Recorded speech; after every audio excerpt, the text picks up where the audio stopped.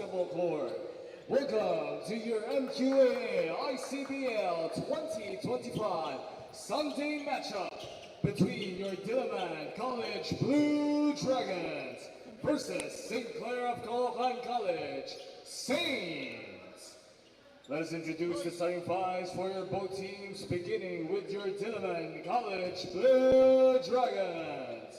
At guard, number 15, Luis Parinas. At guard, number 18, Matthew Caloocan. At forward, number 7, Christian Rios. At forward, number 20, John Gama. And at center, number 34, Khalid Mumbanya. Head coach, Ramsey Bahar.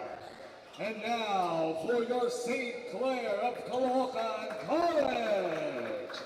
At guard, number 18, J.P. Lim.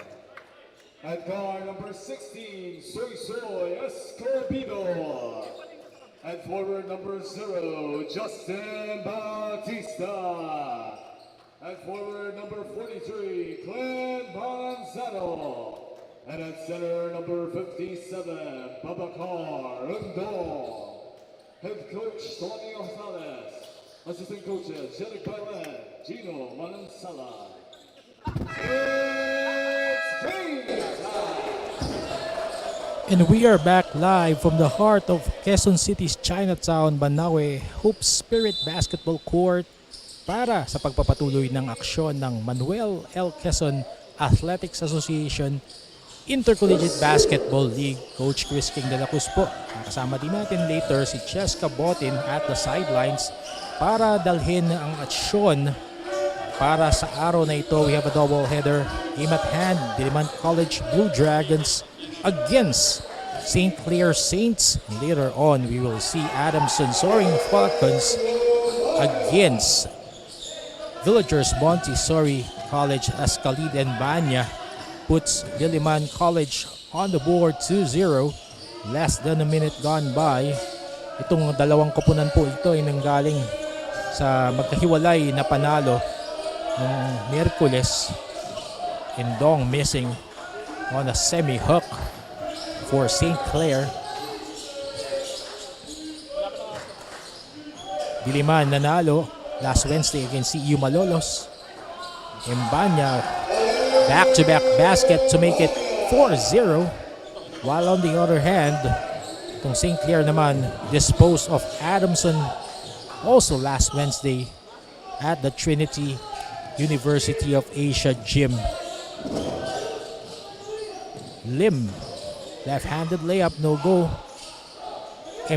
Ndong, wild shot, gets his own miss, and he will create on the third try to make it 4-2. Diliman. Parinas getting the start for Coach Renzi Bahar today. Rios, back-to-back best player of the ball game, gets it from way beyond. Still, hindi makakana itong si Christian Rios. Last game he scored 14 points and grabbed 6 rebounds. Another missed shot from St. Clare. 8 minutes remaining here in our opening quarter. Kalilong, pull-up jumper. Malakas. Manzano gets the rebound from St. Clare.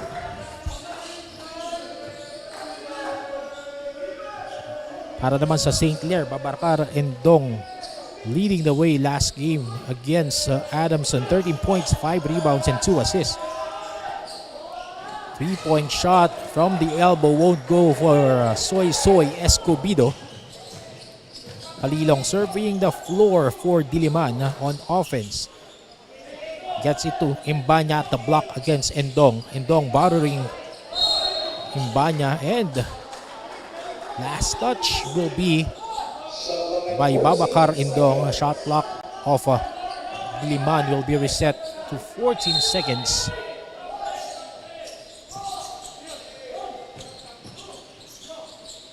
Rios pull up, and he will get that basket through.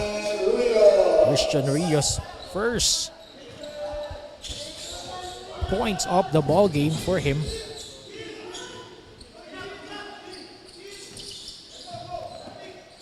Bautista creating for St. Clare. Endong. Manzano gets it through to make it 6-4. Still, Diliman College leading. 6:38 remaining in the first. Imbanya up and under. He was stripped. Quick hands there for St. Clare.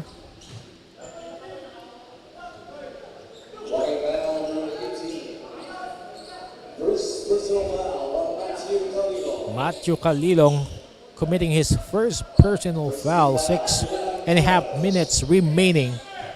First quarter. First team foul for Diliman College. Escobedo. Lim. One-hander. Too strong. Lalica grabs a rebound. Madali si Parinas. Open lane and he misses it. Bautista opening the break for St. Clare. And there will be a turnover with 6 minutes and change remaining here in the first quarter. Rather, St. Clare retaining possession. 17 seconds on their shot clock. Escobedo. Bautista. Difficult shot, won't go, but Endong grabs the offensive rebound. Escobedo free from way beyond. No go. Anzano skying high from the rebound.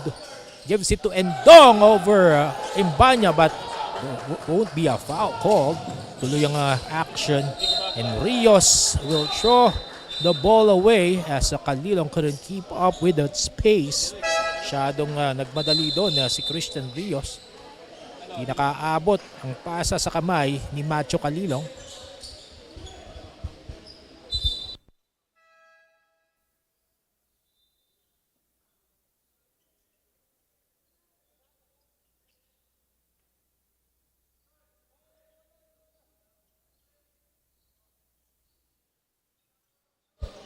.5:35 remaining, first quarter. St. Clare get possession. Binabati po natin mga supporters natin in Nasal Republic, Risk Cartel, and our founder Congressman Arjo Atayde. Escobedo. Lim almost loses it. Bautista. Balik sa kanya, galing kay Endong, and too much passing on that play. Will not do wonders for St. Clare as they turn the ball over, giving it to Diliman. 5:12 remaining.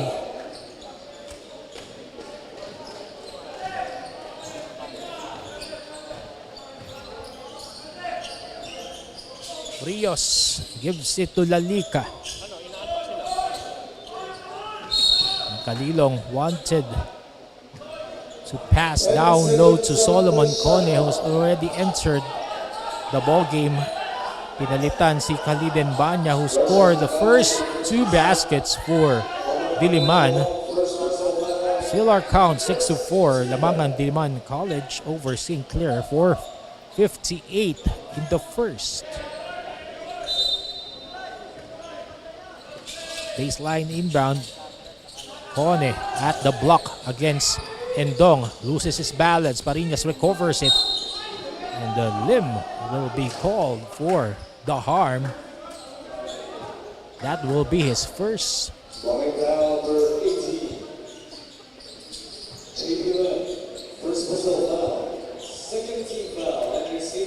Luis Parinas will get 2 shots from the free throw line. Luis Parinas getting the start today. Usually ang ini-start ni Coach Renzi si Jomax Garces, but for matchup purposes, Luis Parinas, a taller point guard, facing a tall Justin Bautista of St. Clare. Sinks the first free throw.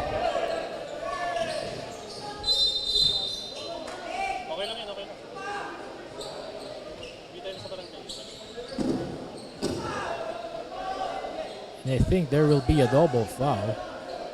Let's see. Riñas was pointing out something to our referees.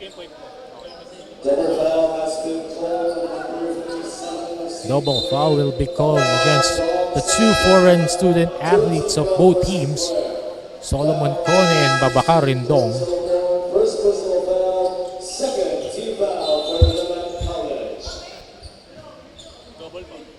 Jump ball possession first aid of Diliman. Possession will remain at the hands of Diliman College. Pariñas.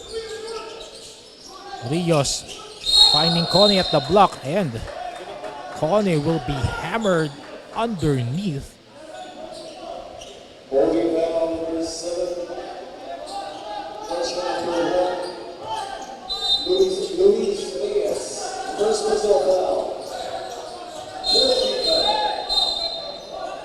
At masyadong na-miss yata nitong dalawang eskwelahan nito ang bawat isa. At masyadong nagkakamustahan. 3 fouls has been called in this possession alone.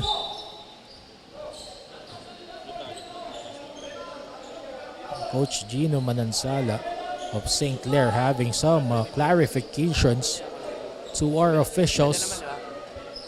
And our crew chief Oliver Angeles, referee 1 Richard Carpio, and referee 2 Gerald Barinuevo.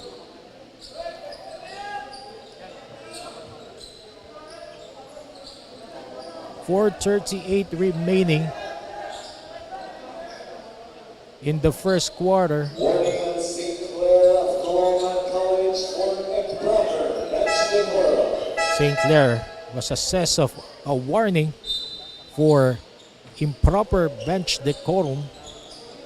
Solomon Cone on the line as St. Clare now is in the penalty. First point for Solomon Cone. Cone scoring 20 points, grabbing 9 rebounds against CEU last game. 2 out of 2 for the man in the middle of Diliman College. Blue Dragons to make it 9-4. 5-point lead by the Blue Dragons against St. Clair Saints. 4.5 minutes remaining in the first. Manzano hands it off to Bautista. Reyes provides the screen. Turn around JB Lim, and the pass last minute.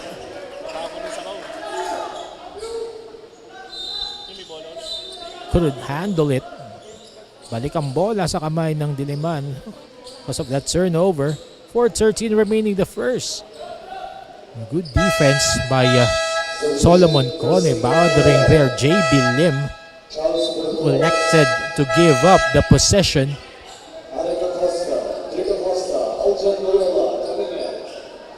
Aljon Loyola, Derek Acosta will be fielded in by Coach Gino Manansala.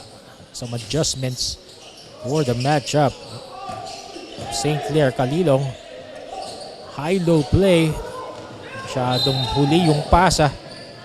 Solomon Cone that time sealing too deep in the shaded lane.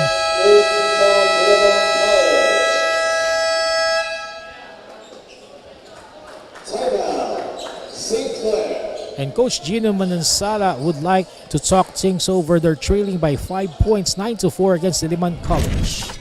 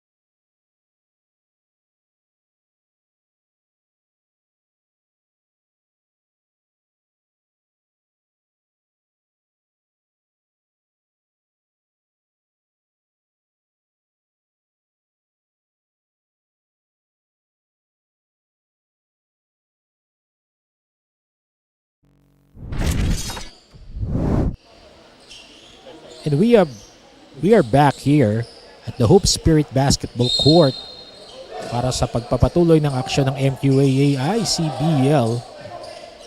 Game at hand, first game for today. Diliman College Blue Dragons against St. Clair Saints. Diliman lamang ng 5, 9-4 against St. Clair. Bautista losing it.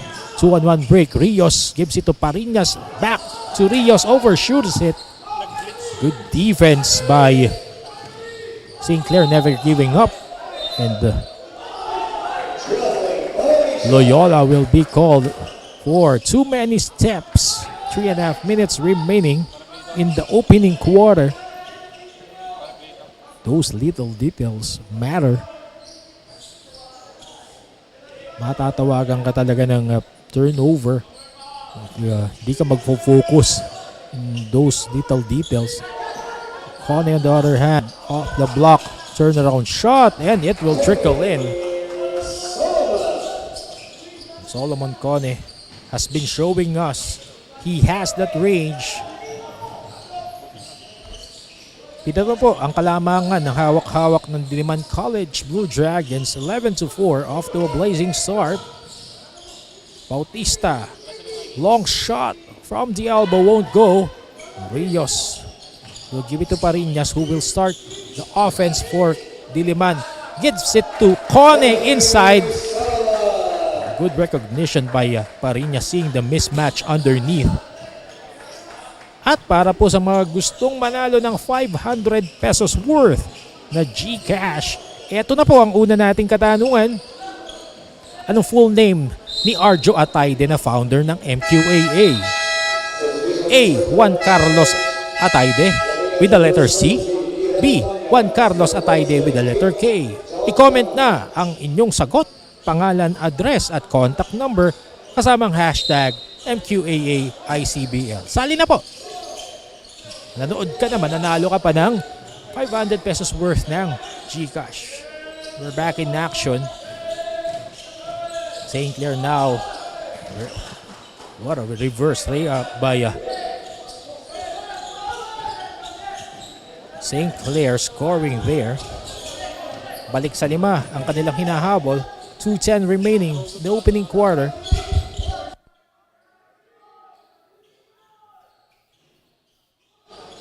Rios missing that long bomb. Acosta up and under, and he was murdered inside by Christian Rios. Good recovery there on the defensive end for Diliman College. Getting back on time as St. Clair. Acosta going for that shot underneath. Back in action. 3-point shot. And will not go in for St. Clair. 1:37 left in the first. St. Clair will retain possession. 40 seconds on the shot clock.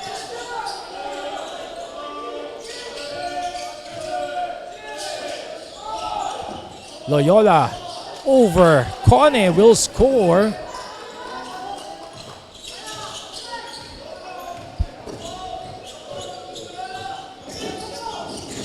Rios against Acosta, driving left, kicking it out at the corner. Short.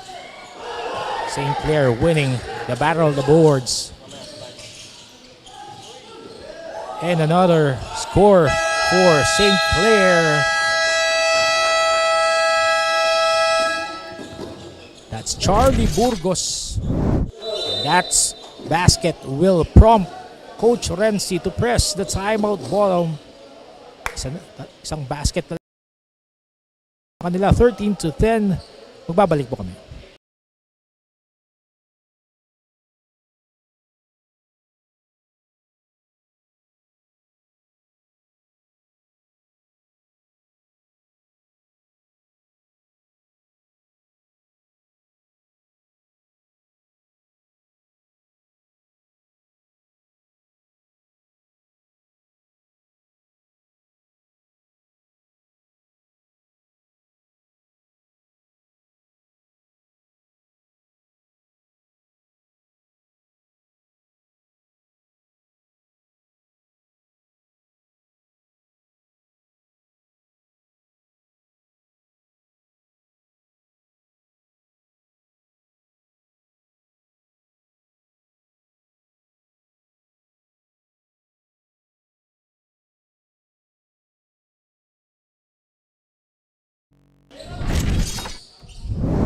We're back to live action here at the Hoop Spirit Basketball Court. St. Clare, unti-unti na pong lumalapit sa Diliman College.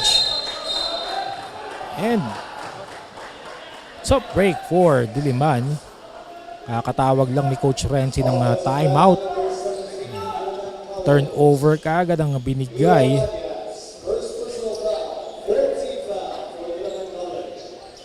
Turnover for Diliman. 14 foul now for the Blue Dragons. Loyola starting the offense for St. Clare. Eric Acosta. Loyola too wide on that long shot.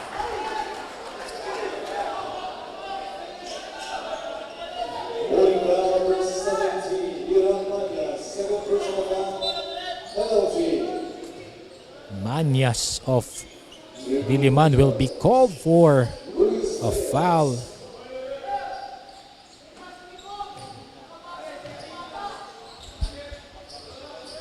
Luis Reyes, first free throw for St. Clare. No go.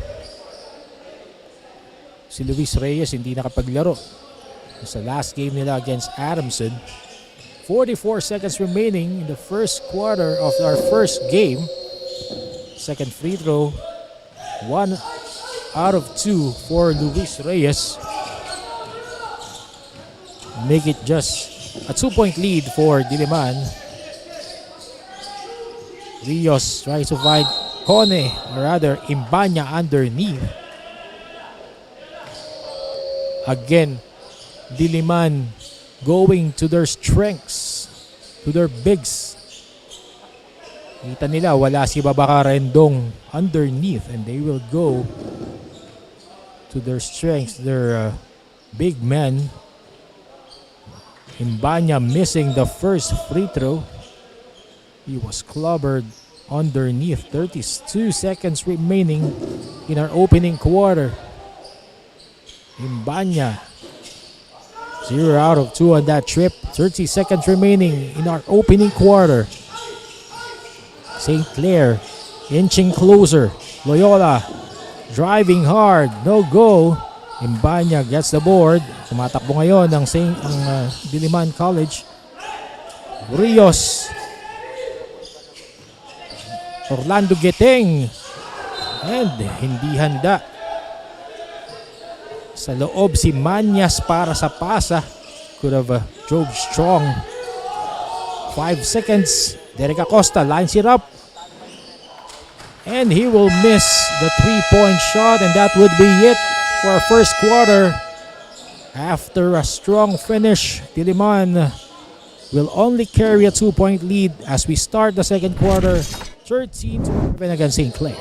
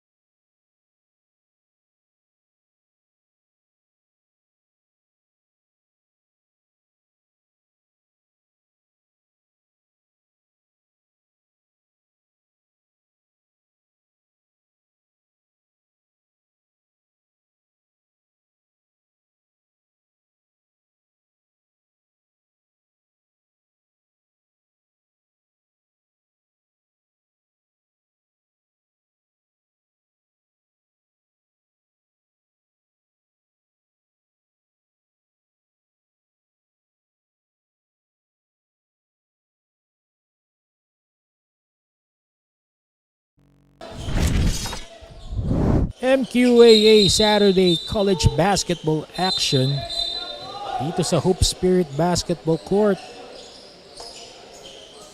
First of our two games for today, Diliman College against St. Clare of Caloocan. Later on, Adamson University will battle the Villagers Montessori College Phoenix. Coach Chris King de la Cruz po nagdadala ng aksyon sa inyo kasama si Cheska Botin.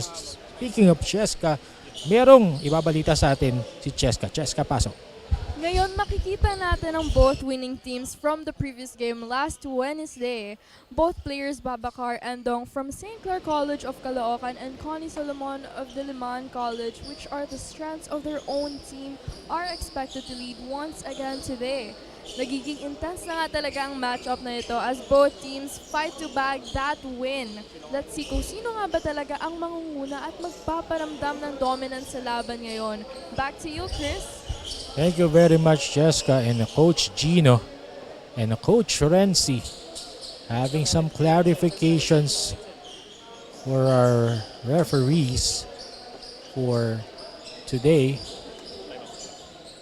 And let's get this thing sorted out. Magbabalik po kami.